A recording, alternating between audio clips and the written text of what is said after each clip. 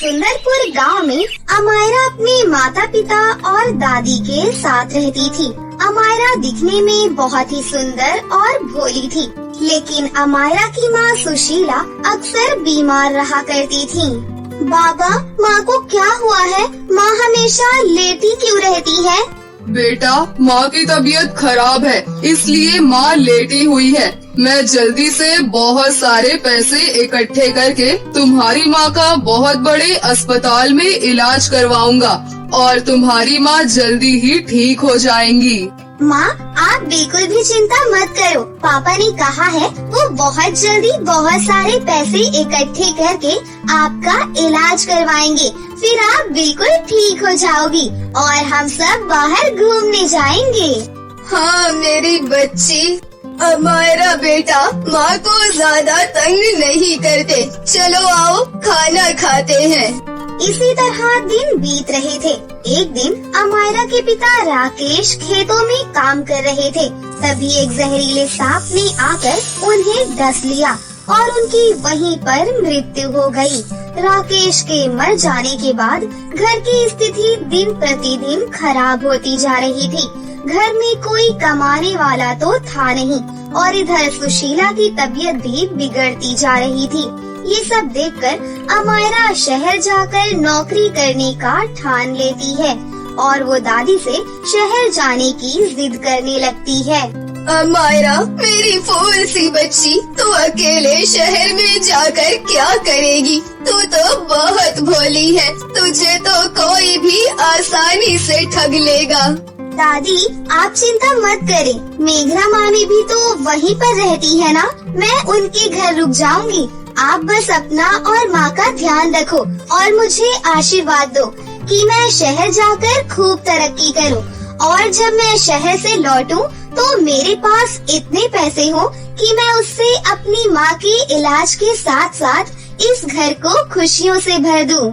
ऐसा ही हो मेरी बच्ची, हमारे बुढ़ापे का एकमात्र सहारा तो ही तो है। जा, मेरा आशीर्वाद हमेशा तेरे साथ है। ठीक है दादी, अब मैं चलती हूँ। प्रणाम, माँ का ध्यान रखिएगा। दादी अमायरा को एक कपड़े के बैग के साथ खाने का कुछ सामान बांध देती है। अमायरा गांव से पैदल ही चलते चलते शहर की तरफ जा रही होती है। काफी दूर निकल जाने के बाद अमायरा को बहुत भूख लगती है। तभी रास्ते में उसे एक कुआं दिखाई पड़ता है। वो शहर पहुंचने ही वाली थी। चलो इसी कुएं के पास बैठकर पहले कुछ खा लेती हूँ, फिर आगे जाऊंगी। फिर अमायरा कुएं के पास बैठकर अपने खाने की पोटली खोलती है।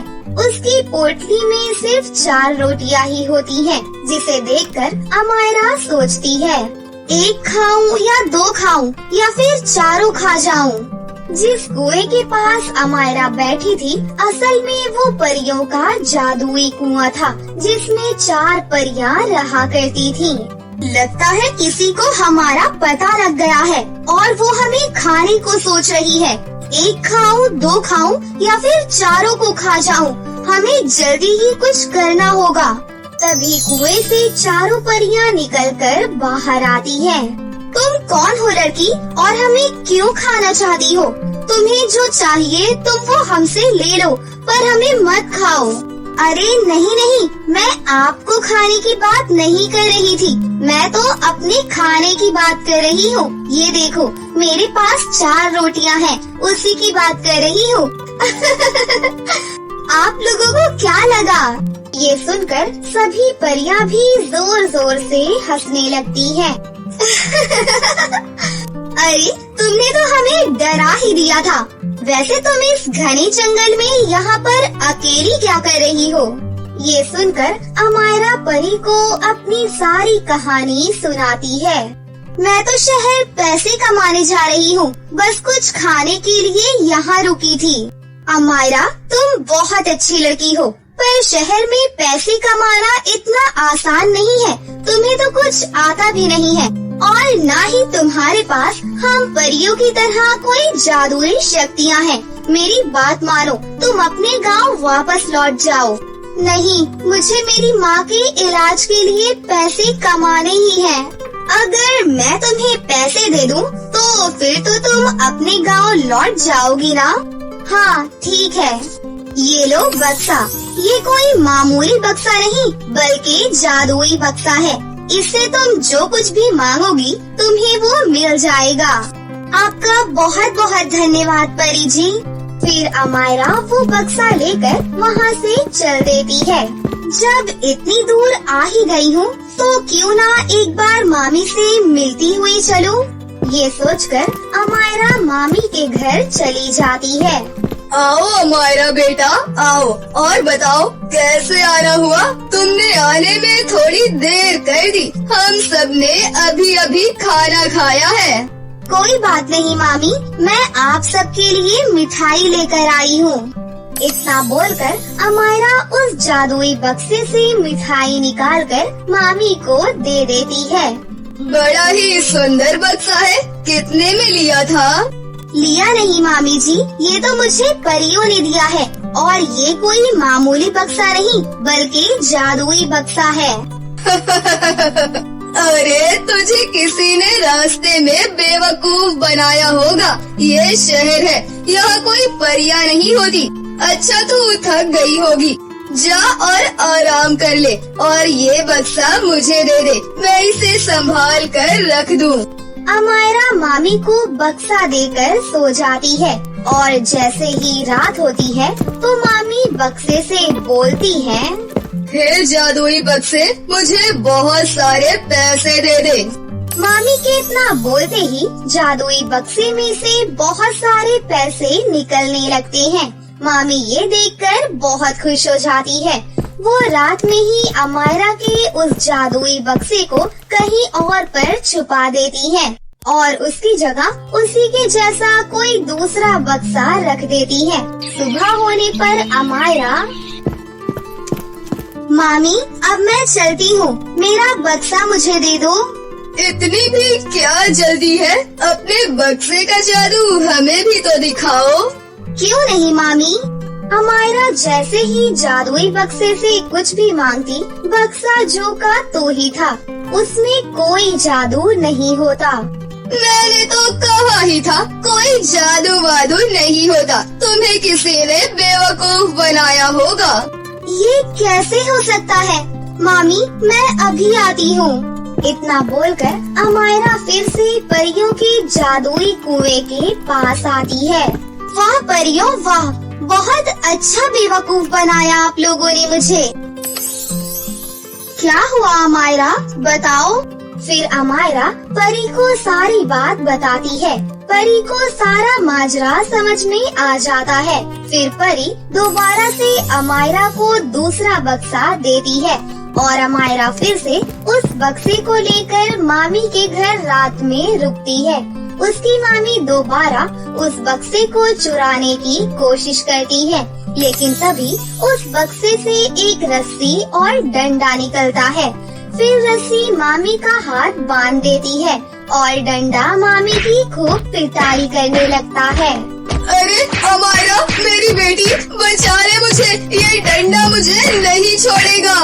पर मामी जी ये आपको मार क्यों रहा है? अरे डंडे रुक जाओ, क्यों मार रहे हो मेरी मामी को? जल्दी से सच बता दो वरना मार मार के तुम्हारा कचूमर बना दूंगा। बताती हूँ अमायरा बेटा, मुझे माफ कर दे। मैंने ही तुम्हारा पहले वाला जादुई बक्सा बदल दिया था। बेटा मैं तुम्हारा बक्सा तुम्हें लौटा रही हूँ, प्लीज मुझे माफ कर दो। इतना बोलकर मामी उस पहले वाले जादुई बक्से को लाकर अमायरा को दे देती है। तभी वो डंडा अपने आप वहाँ से गायब हो जाता है। फिर अमायरा उस जादुई बक्से को लेकर अपने गांव वापस आ जाती है। गांव आकर वो अपनी दादी को उस जादुई बक्से के बारे में सब बताती है। ये सब सुनकर उसकी दादी बहुत खुश होती है। उसके बाद जादुई बक्से की मदद से अमायरा अपनी माँ का इलाज करवाकर अपने गांव में ही हंसी खुशी से रहने लगी। आज की ये कहानी बहुत समय पहले बादलों के बीच में परियों की एक खूबसूरत दुनिया हुआ करती थी। वो सभी परियां अपनी जिंदगी में बहुत खुश थीं।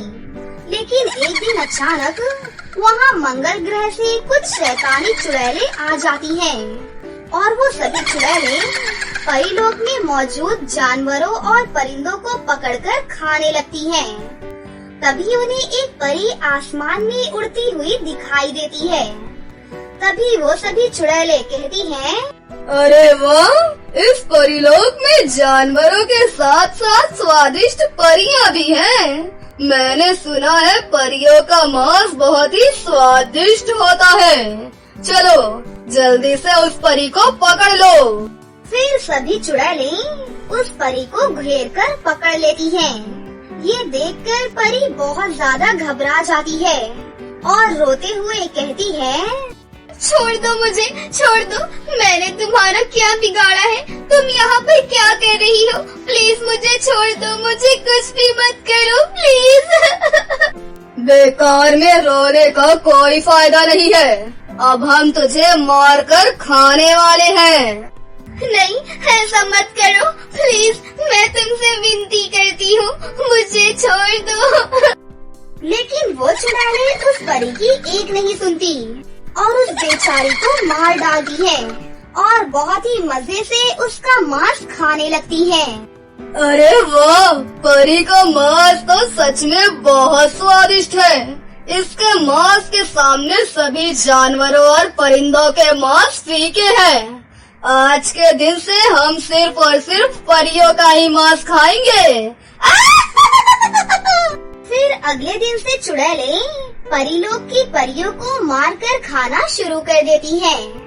देखते ही देखते परीलोक की सभी परियों में चुड़ैलों की दहशत फैल जाती है। मंगल ग्रह से आई शैतानी चुड़ैलों ने हम सभी परियों को मारना शुरू कर दिया है।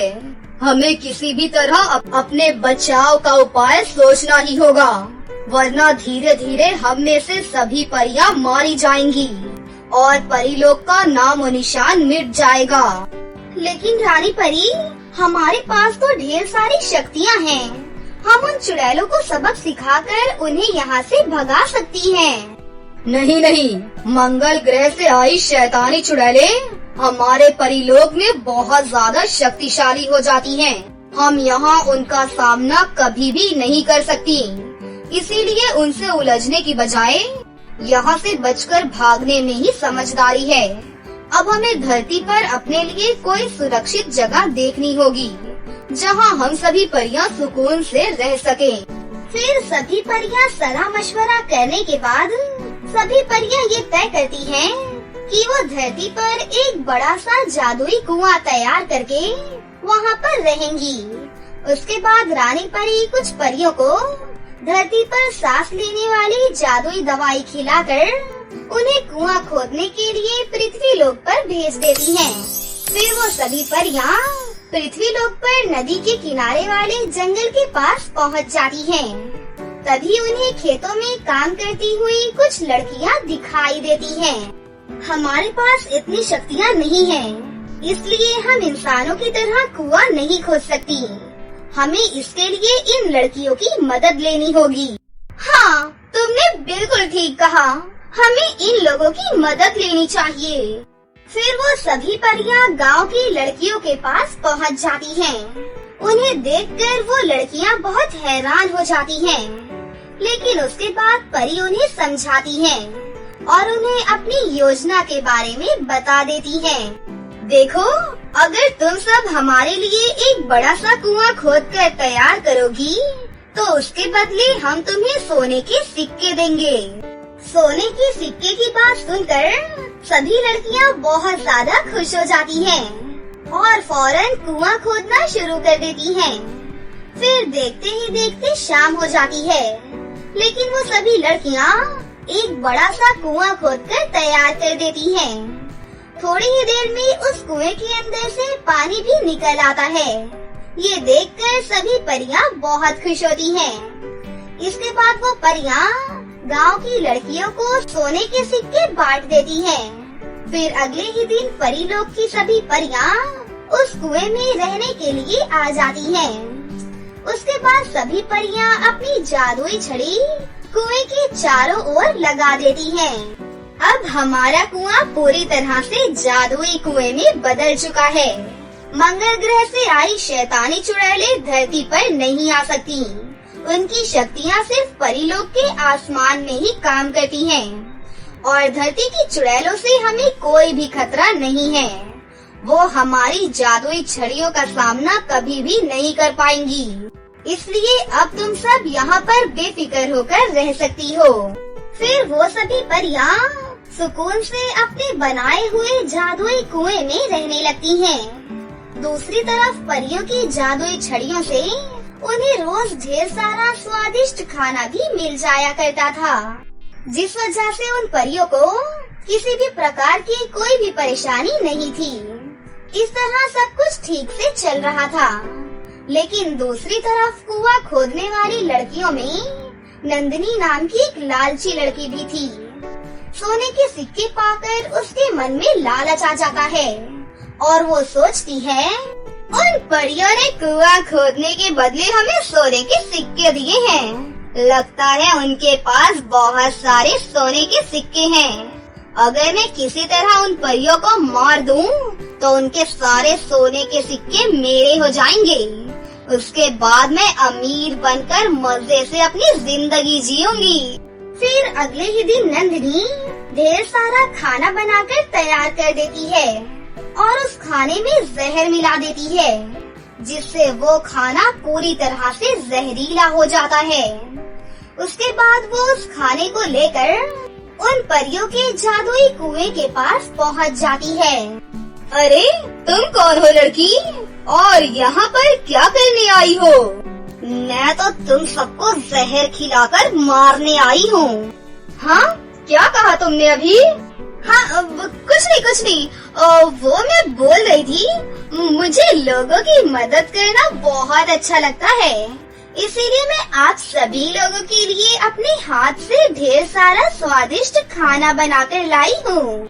नंदिनी की बात सुनकर रानी परी बहुत ज्यादा खुश हो जाती है। उसके बाद रानी परी नंदिनी का दिया हुआ खाना सभी परियों में बांट देती है और सभी परियां वो खाना खुशी खुशी खाने लगती हैं। थोड़ी ही देर में नंदिनी का मिलाया हुआ जहर अपना असर दिखाने लगता है और एक एक कर सभी परियां बेहोश होने लगती हैं और ये देखकर नंदिनी बहुत ज्यादा खुश हो जाती है। अरे लड़की, तूने खाने में क्या मिलाया था? अरे बेवकूफ रानी परी, मैंने खाने में जहर मिलाया था क्योंकि मुझे तुम्हारे पास मौजूद सोने के सिक्के चाहिए। अब थोड़ी ही देर में तुम सबकी मौत हो जाएगी, समझी तू? इतना कहकर नंदिनी रानी परी को धक्का दे देती है। उसके बाद नंदिनी कुएं में उतरकर परियों के पास मौजूद सारे सोने के सिक्के उठाकर वहाँ से जल्दी से बाहर निकल आती है। लेकिन तभी अचानक नंदिनी की सहेली आस्था वहाँ पर एक डंडा लेकर आ जाती है।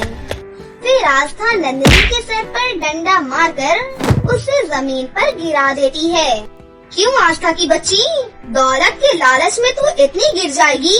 मैंने ये कभी नहीं सोचा था। सच में तेरे जैसी बुरी लड़की मैंने आज तक नहीं देखी। अब मैं तुझे नहीं छोड़ूंगी, रुक तू जरा बेटा। इतना कहकर आस्था डंडे से नंदिनी की खूब पिटाई करके उसे वहाँ से भगा देती है। उसके बाद आस्था गांव के डॉक्टर को बुलाकर ले आती है और डॉक्टर उन सभी परियों का इलाज करना शुरू कर देते हैं और थोड़ी ही देर में वो सभी परियां पूरी तरह से ठीक हो जाती हैं। तभी रानी परी आस्था से कहती है, वक्त पर आकर हमारी जान बचाने के लिए तुम्हारा बहुत बहुत शुक्रिया लड़की। सच में तुम बहुत अच्छी हो। मैं तुम्हें इनाम के तौर पर एक थैली सोने के सिक्के देती हूँ। उसके बाद रानी परी आस्था को इनाम के तौर पर सोने के सिक्कों से भरी एक थैली दे देती है। इतना सारा सोना पाकर आस्था बहुत ज्यादा खुश होती है और वहाँ से खुशी खुशी चली जाती है। फिर सभी परियां जादुई कुएं के अंदर अपनी जिंदगी हंसी खुशी से जीने लगती हैं। सीतापुर गांव में प्रीता अपने माता पिता और नानी के साथ रहती थी। प्रीता दिखने में बहुत ही सुंदर और भोली थी। प्रीता की माँ नीता अक्सर बीमार रहा करती थी। बाबा, माँ को क्या हुआ है? माँ हमेशा लेटी क्यों रहती हैं? बेटा, माँ की तबीयत खराब है, इसलिए माँ लेटी हुई है। मैं जल्दी से खूब सारे पैसे इकट्ठे करके तुम्हारी माँ का बहुत बड़े अस्पताल में इलाज करवाऊंगा और तुम्हारी माँ जल्दी ठीक हो जाएगी। माँ, आप बिल्कुल भी चिंता मत करो। बाबा ने कहा है वो बहुत जल्दी बहुत सारे पैसे इकट्ठे करके आपका इलाज करवाएंगे, फिर आप बिल्कुल ठीक हो जाओगी। हाँ मेरी बच्ची। प्रीता बेटा, माँ को ज्यादा तंग नहीं करते, आओ खाना खाते हैं। इसी तरह दिन बीत रहे थे। एक दिन प्रीता के पिता राघव खेतों में काम कर रहे थे। तभी एक जहरीले सांप ने आकर उन्हें काट लिया और उनकी वहीं पर मृत्यु हो गई। राघव के मर जाने के बाद घर की स्थिति दिन ब दिन खराब होती जा रही थी। घर में कोई कमाने वाला तो था नहीं और इधर नीता की तबीयत भी बिगड़ती जा रही थी। ये सब देखकर प्रीता शहर जाकर नौकरी करने का ठान लेती है और वो नानी से शहर जाने की जिद करने लगती है। प्रीता, मेरी फूल सी बच्ची, तू अकेले शहर में जाकर क्या करेगी? तू तो बहुत ही भोली है, तुझे तो कोई भी आसानी से ठग लेगा। नानी, आप चिंता ना करें, माला चाची भी वहीं रहती हैं। मैं उनके घर रुक जाऊंगी। आप बस अपना और माँ का ध्यान रखो और मुझे आशीर्वाद दो कि मैं शहर जाकर खूब तरक्की करूं और जब मैं शहर से लौटूं तो मेरे पास इतने पैसे हों कि मैं उससे अपनी माँ के इलाज के साथ साथ इस घर को खुशियों से भर दूं। ऐसा ही हो मेरी बच्ची, हमारे बुढ़ापे का एकमात्र सहारा तू ही तो है। जा, मेरा आशीर्वाद सदैव तेरे साथ है। ठीक है नानी, मैं चलती हूँ। प्रणाम। माँ का ध्यान रखिएगा।